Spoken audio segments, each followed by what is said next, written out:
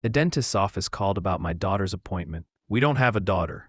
I was eating lunch at my desk when my phone rang with an unknown local number. Hi, this is Riverside Dental, confirming tomorrow's cleaning for your daughter Amelia at 3 p.m.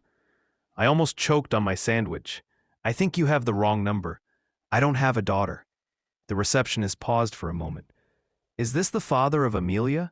We have this number listed as the primary contact. There's been a mistake. I'm not married. I don't have kids. She apologized and hung up, but something felt off. I called back and asked for more details. The receptionist eventually told me the account was open 2 years ago. The mother's name was listed as Jessica, my ex-girlfriend who I hadn't spoken to in 3 years. We dated for 8 months before she moved across the country for a job opportunity. The breakup was mutual and clean. We just went our separate ways without any drama. But now apparently she had a daughter named Amelia who was listed under my information. A daughter who would be about 2 years old now. The math hit me like a truck going full speed. I called Jessica immediately. She didn't answer. I texted her and got no response. By evening, I was going crazy with questions. I searched her name online and found her social media. Her profiles were private, but her profile picture showed her holding a toddler with dark curly hair. My dark curly hair. I barely slept that night. The next morning, I bought a plane ticket without hesitation. 5 hours later, I was standing outside an apartment building in Portland, my hand shaking as I buzzed her unit. Who is it?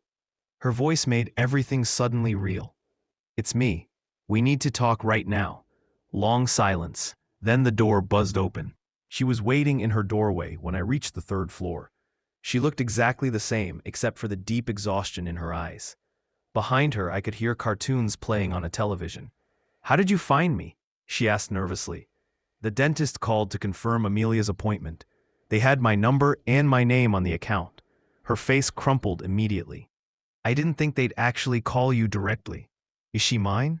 The question came out harsh. Jessica stepped aside and let me in. The apartment was small but clean. Toys scattered across the floor where a little girl sat watching cartoons about animals. She had my eyes, my nose, my grandmother's dimples. I found out I was pregnant 2 weeks after I moved, Jessica said quietly. I was going to tell you, but then I saw your posts about how relieved you were to be single, how you were finally living your best life. I remembered those posts painfully. I'd been performing happiness to convince myself I wasn't heartbroken about losing her. You had no right to keep this from me. I know, tears streaming down her face, but I was scared and alone and convinced myself you wouldn't want to be involved, that you'd resent us both forever. I watched Amelia laugh at something on the screen. 2 years of her life I'd completely missed. First steps, first words, birthday candles and bedtime stories. All of it gone. I've been raising her alone, Jessica continued, working 2 jobs, using your old insurance because I couldn't afford coverage. I never thought the dentist would contact you. I knelt down next to Amelia on the floor. She looked up with curious, innocent eyes, unaware that her world was about to change forever. I'm going to be in her life, I said without looking at Jessica. Every birthday, every holiday, every scraped knee. You don't get to make decisions for both of us anymore. Jessica nodded, crying harder now. I'm so sorry. I picked up my daughter for the first time ever. She smelled like apple juice and baby shampoo. She patted my face with tiny hands and laughed happily. 2 years late, but I was finally her father. I spent 3 hours on that apartment floor, playing with blocks and watching cartoons together.